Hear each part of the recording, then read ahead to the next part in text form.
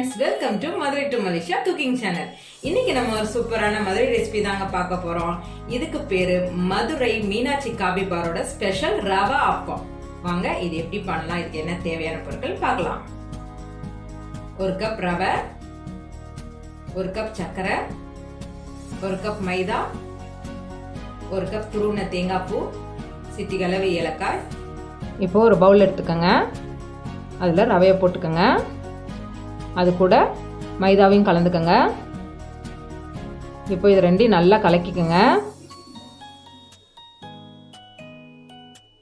இது கூட இப்போ நான் 2 டம்ளர் தண்ணி ஊற்றுறேன். நல்லா கட்டிப்படாமல் கலந்துக்கங்க.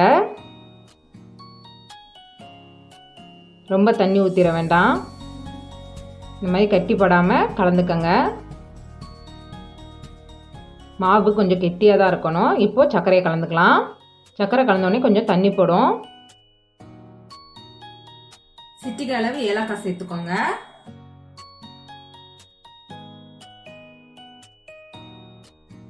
இப்போ இதை வந்து நம்ம 1 ஹவர் ரெஸ்ட் கொடுத்துக்கலாம். பாருங்கள், 1 ஹவருக்கு அப்புறம் நல்லா பொதிம்பு வந்துருச்சு. இப்போ இது கூட தேங்காய் பூவை கலந்துக்குவோம். தேங்காயை கலந்து நல்லா கலக்கிக்கலாம். பாருங்கள், மாவு இந்த அளவுக்கு கெட்டியாக இருக்கணும். அப்போ தான் அப்பம் நல்லாயிருக்கும்.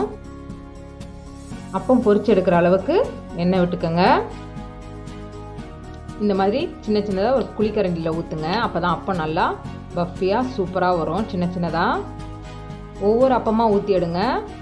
2-3 ஊற்றுனீங்கன்னா ஒட்டிக்கும் வராது. இந்த பாருங்கள், அப்போ நல்லா வெந்துருச்சு. அப்பம் சிம்மில் வச்சே வேக விடுங்க. அப்போ தான் உள்ளேயும் வேகும். இந்த மாதிரி செவக்க வரவுமே நீங்கள் எடுத்துடலாம். இது வந்து மதுரையில் மீனாட்சி காபி பாரில் இந்த அப்பம் ஏர்லி மார்னிங்லாம் போடுவாங்க.